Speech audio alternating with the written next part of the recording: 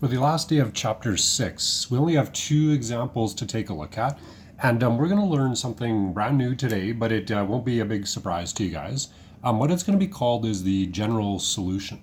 Now, our very first equation that we're going to solve for is cosine 2x, that's not a square, it's a 2, equals cosine x. We're going to do the old solve it, use the unit circle, but we got to first get to our happy place, we got to use the identities.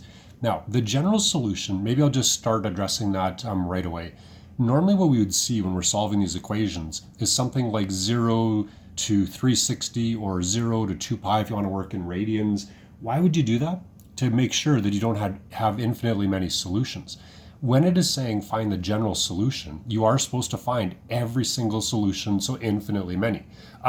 If you're letting your mind wander, there is actually some easy ways to show all of the solutions. Now let's begin with the solving. We got to get a few things first. To solve cosine 2x equals cosine x, number one, you have to use the identities. There's nothing else to do.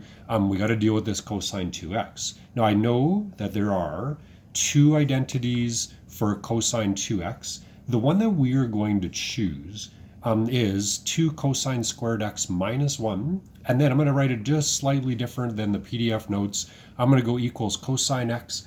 How did I know to do that one and not the other 2? Basically it goes like this. There is no sign in this equation. Then I only have cosines and numbers. And then our common theme in high-end math of bring everything to one side, let it equal 0 will work. With the other 2 identities it wouldn't. That is the clue to know which identity to use, and with experience you get it. So we begin by factoring, and this sum is a good old decomposition, which you could do just by taking a chance. And when we do the factoring, we see a plus 1 and a minus 1. We swoopy swoop, and either cosine x equals negative a half, or cosine x equals a 1, and both have a set of solutions. Where is cosine x equal to 1? Well, that is at 0 degrees and 360, and then again, if we were doing it in degrees or radians, we would stop there. And cosine x, where is it equal to negative a half? Well, cosine is x over r. Where is the x value negative a half?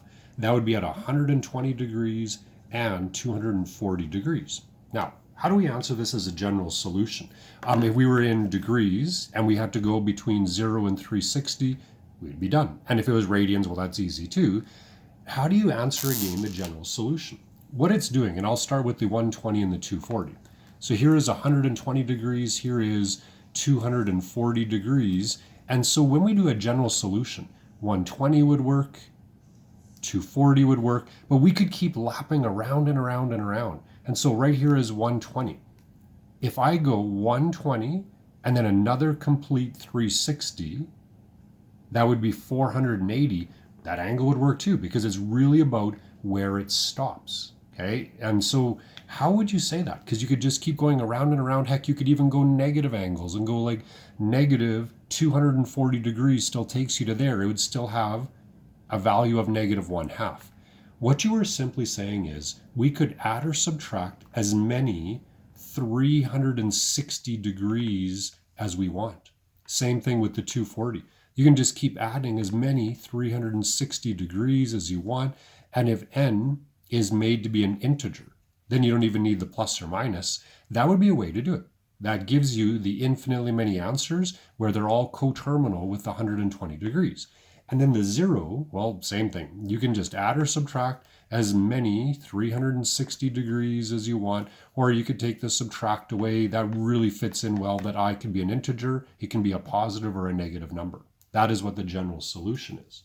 Now, when we go to our last example, maybe what we'll do is we will not answer it as a general solution. We'll just do it from 0 to 360 degrees. We'll keep it in degrees. And you can see in the PDF notes that the person writing them did do the general solution as well. So for number 2, final example, it's solve 2 sine x equals 7 subtract 3 cosecant x. Now, this one is really about what do we do? It's not about the general solution. There's no other trickery in it. It's just how would we possibly solve this? What could we do? So in this guy, this would be again where your first time seeing it, you're not supposed to have anything jumping into your head. But it's the second time. Once you've seen these a few times, then you start to develop some of those skills of, well, what if I try this? And then you run it and see if it works. And if not, you go back and try something else. What we are going to do is we're going to do a change. And the only change is going to be the cosecant. Okay? And a little bit of it could be, well, what else are we going to do? We're going to write cosecant as its reciprocal, 1 over sine x. Now you're still going to be wondering, what do we do? Now this minus 3, it could be just a 3 here, 3 over sine x. We have never ever seen an equation to solve that had a denominator. So what we're going to do is we're going to eliminate the denominator. We're going to times every single term by the denominator sine x. We're going to do the distributive property to the first, to the second, and then that's just 1/3 term. And what would we be actually left with?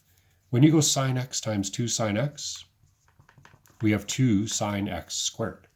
Multiplying sine x times 7, well, that's just 7 sine x. Now this is the cat's meow. When we take this sine and we times it over here, what it does is it effectively parks that sine up in the numerator.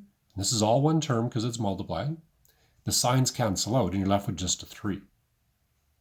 Now we can do our old technique of let's bring everything to one side. Let's let it equal 0 and let's factor it. And here's what we get. When we factor it, we get 2 sine x minus 1, and then we get sine x minus 3. When we swoopy swoop it, this one is a no solution. You should put the graph of sine in your head to confirm it. In this guy, we get a sine x equals a half. And if we were just solving it in degrees from 0 to 360, we would see 30 and 150, or you could answer it in radians, or you could even do the general solution. And that is the end of chapter 6.